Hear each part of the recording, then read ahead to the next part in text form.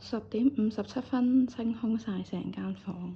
今日係 check out 嘅日子，而由細到大 check out 都會令我帶嚟好大嘅壓力，成日覺得好似有個時間逼住你去做啦，跟住如果你 check out 唔切，有可能要罰錢啦。所以以前細個同屋企人去旅行呢，一知道要 check out 就會開始好緊張，即使去到大個住 hostel 都係會有呢種感覺。最後掹埋房卡，結束呢一個第一次自己住酒店嘅經歷，唔係一個完全唔擔心嘅經歷，但係都係一個好好嘅體驗嚟。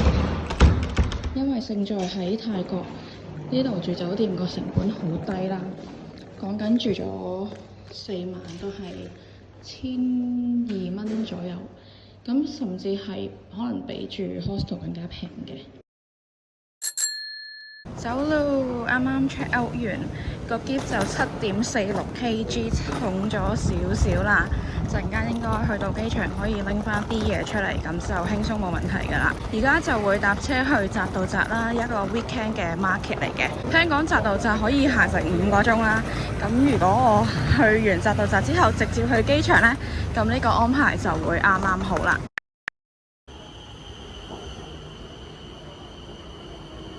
啱啱就好彩租到尾二一個 locker 啦，就中 size 嚟嘅，放到一個細篋同埋一個背囊。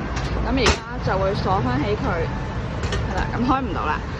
喺呢一度租 locker 咧，就需要有一個本地嘅電話號碼。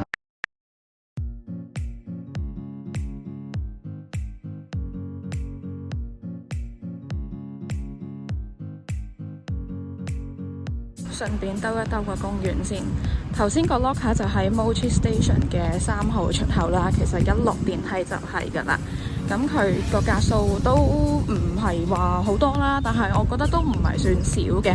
我去到嗰陣就 small locker 好多都已經 full 晒啦，M locker 得翻2個，所以我就好彩可以租到尾二一個。但係我睇地圖見到附近其實都應該仲有其他嘅 locker 嘅。佢嗰個界面咧都幾好用嘅，因為佢有英文啦、有中文啦、有日文啦、有泰文啦，同埋仲有其他嘅語言。主要都係要留意翻要有一個本地嘅 number 先可以通得到啦。因為我有嘗試過入香港電話係唔 work 嘅。咁同埋都驚佢即係可能會 send SMS 俾我啊，或者需要解鎖嘅時候，如果真係收唔到嘅話，咁就會比較麻煩。溫度問題，我諗我個公園都咁上下啦，可以繼續翻去扎道扎個 market 嗰邊。咁講翻個 locker 先，個 locker 咧就最低消費2小時啦，中 locker 就40匹一個鐘，所以頭先佢就收咗我80匹嘅，我就入咗一張100匹嘅 band note 入去啦。咁佢去到 refund， 即係你退翻個 locker 嗰陣咧，佢就會再還翻錢俾你嘅。咁我而家喺扎道扎就應該可以有3個幾鐘頭嘅時間，因為陣間就要坐7點半機返香港。好彩及時揾到一條路仔可以離開呢個公園。其實呢度有3個公園連埋一齊啦，係一個好大嘅面積嚟嘅，但係都真係太熱，所以唔行咁多啦。而家就準備開始行市集。呢度顧名思義係一個 weekend market 啦。咁至於佢係咪真係淨係 weekend 先開，我呢個都係有個問號喺度嘅。暫時見到啲嘢好似真係比出面平少少，同埋佢個入口都有好多嘅。啱啱入嚟嗰度只係10幾個之中嘅其中一個。冇錯啊，最尾一日先第一次食芒果糯米飯，因為本身對呢樣嘢嘅興趣唔係超級大，但係覺得都應該要試一試嘅。而家店員就將一個新鮮嘅芒果批出嚟啦，跟住就會放落啲飯嗰度，完全唔知有冇俾人劏，不過80匹就是但啦，遊客區係咁噶啦。歡迎嚟到遊客區同埋廣東話之都，已經聽到勁多廣東話啦。頭先諗住去飲杯咖啡，因為嚟咗咁多日都冇飲過咖啡，點知聽到有2個香港人喺度講嘢，咁 sorry， 拜拜。最正係呢度行人不行車啊，咁就可以隨便行，放心咁樣行。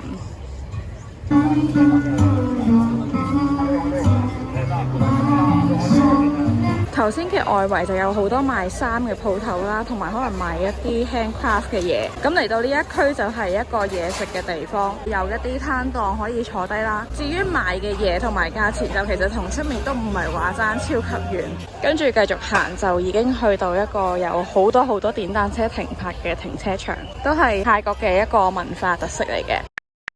其實相比起好熱鬧嘅外圍呢，我覺得入面係有少少悶，甚至係有少少冷清嘅，所以個氣氛就真係出面會好好多。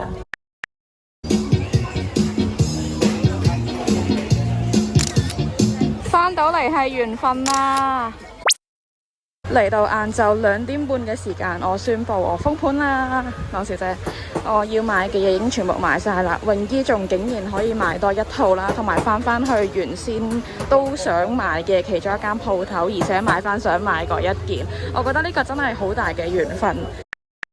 就好似有時人與人之間，你未必係人哋嘅第一個，但係可能就因為緣分可以令到你成為人哋最尾一個，即係未必係你自己唔好，可能真係要講緣分啊，講時機啊，或者講唔同嘅際遇。咁而家就好大雨啦出面，咁其實我都差唔多要係時候翻去攞翻行李準備走噶啦。第一次咁衝動地消費啦，平時買嘢都可能會思考耐些少，但係今日有思考嘅。只不過係一切都嚟得好快，咁但係個過程都係開心嘅。我覺得自己雖然係買咗唔少嘢，但係買每一件 item 之前都係有經過理性嘅分析去思考，我需唔需要買呢樣嘢，同埋點解我要去買。所以我覺得咁樣嘅購物模式我係會更加開心，因為會更加珍惜每一件 item。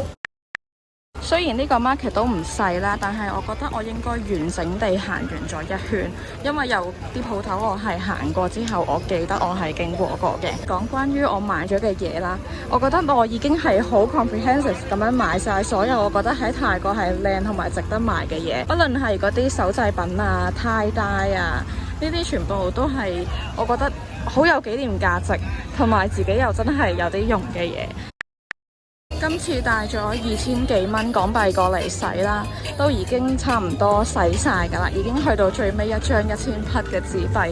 我覺得對於我嚟講係一個好大嘅突破，同埋我都估唔到我可以完成到呢一個小目標，嘗試學習下去買多啲嘢俾自己用啊，或者做留念都好。所以今次嘅 trip 都有好多唔同嘅第一次經歷咗啦，而且整體嚟講都係一個好滿意嘅行程嚟嘅。而家就嚟攞翻啲行李先 ，storage， take out and cancel OK。哇！問我攞電話號碼，跟住我要 check 啦。應該下一個就係打手指號一次，然後要呢個confirm balance outstanding confirm。好啦，隻門就開咗，好彩我記得自己係咩 number 啫。哇，好，哎呀，同埋佢都有指紋識別，所以都 OK 嘅。咁就咁樣啦，翻落下，完。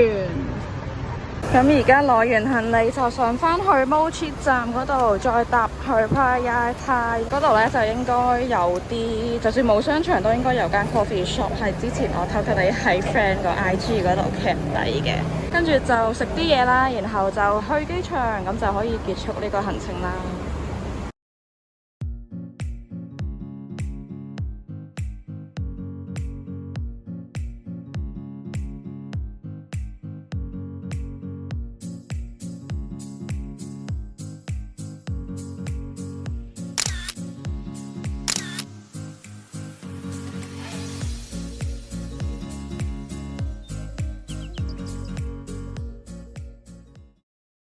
最後一站啦，就係去機場。而家搭緊機鐵去機場，見到窗出面一片朦朧，好大雨。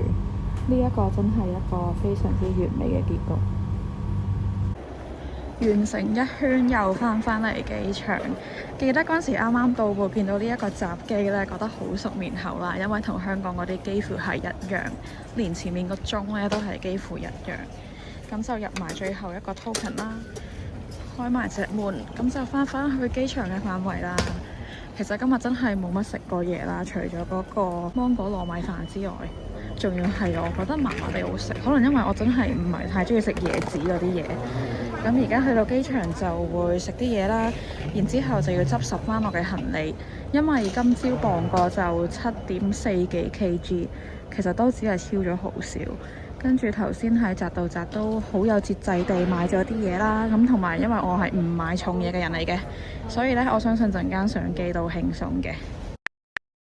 最後一餐都係去翻 food court， 跟住都係食翻海南雞。執咗3轉之後，終於合格，買咗水同埋買咗啲嘢食，喺呢一個咁嘅 food court 仔嗰度遊走啦。發現呢一度啲嘢都唔係特別啱食，但係因為返到香港都好夜，所以必須要揀啲嘢食。走啦！